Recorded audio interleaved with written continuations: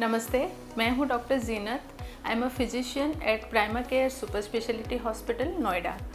आज मैं आपको बताऊंगी गर्मियों में कौन सी बीमारियां आम होती हैं और उसका उपचार हम कैसे करें।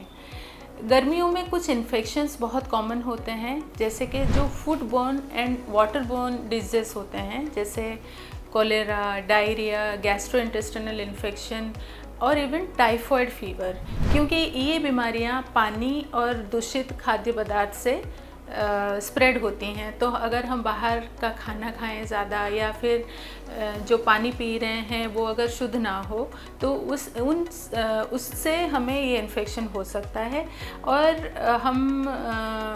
हमें लूज़ मोशंस हो सकता है। लूज़ मोशन से डिहाइड्रेशन हो सकता है, फीवर भी आ सकता है, वॉमिटिंग भी हो सकती है और पेट में क्रैम्प्स भी होता है। तो गर्मियों में डिहाइड्रेशन का ख़तरा ज़्यादा रहता है, क्योंकि इनसेंसिबल लॉस मतलब हमारे बॉडी से कुछ वाटर वैसे भी एवापोरेट होता है। गर्मियों में हमारी पानी का जो इनटेक होता है वो ज़्यादा होना चाहिए।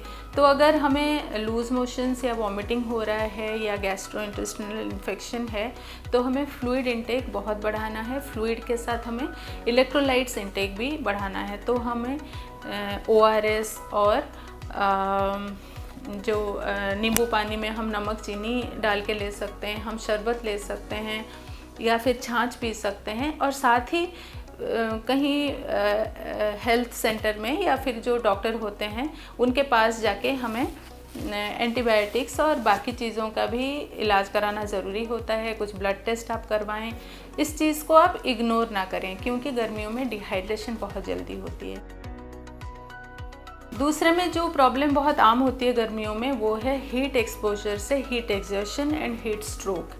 हीट एक्सर्शन जो है वो काफ़ी कॉमन होता है। हीट स्ट्रोक एक्सट्रीम सिचुएशन होता है, लेकिन हीट एक्सर्शन हम में से किसी को भी हो सकता है अगर हम ज़्यादा देर तक धूप में खड़े हों बाहर, या फिर हम एक्सपोज्ड हो गए बाहर और हमने पानी ठीक से नहीं पिया, या फिर हम छाता लेना भूल गए हैं अपने साथ, या फिर एक्सपोज्ड हो रहे हैं, तो इससे हमें हीट एक्सर्शन का खतरा रहता है। उसमें हमें हेडेक, इसके सिम्टम्स क्या हैं? इसमें हमें हेडेक हो सकता है, या फिर नॉजिया, वॉमिटिंग रहता है, पेट में क्रैम्प्स हो सकते हैं, हमारा BP फॉल कर सकता है। ऐसे केसेस में हमें इलाज के लिए सबसे पहले ठंड वाली जगह में हमें मूव करना चाहिए। सन एक्सपोजर को अवॉइड करना चाहिए। आप ठंडे ठंडे पानी से नहा लीजिए और अगर हो सके तो पास वाले हॉस्पिटल में आप डॉक्टर को जाके दिखाइए। अगर आपके यहाँ आपके डिहाइड्रेशन की मात्रा ज़्यादा है तो आपको IV फ्लूइड लेना चाहिए, सो दैट BP मेंटेन रहे। गर्मियों के जो इन्फेक्शंस होते हैं, एक आम इन्फेक्शन हेपेटाइटिस भी होता है।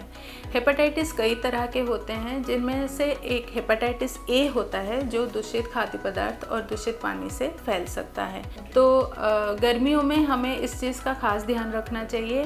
हमें बाहर खाना नहीं खाना चाहिए। तो इस तरीके से हम टाइफॉइड, गैस्ट्रोइंटेस्टिनल इन्फेक्शन और हेपेटाइटिस इसको हम अवॉइड कर सकते हैं।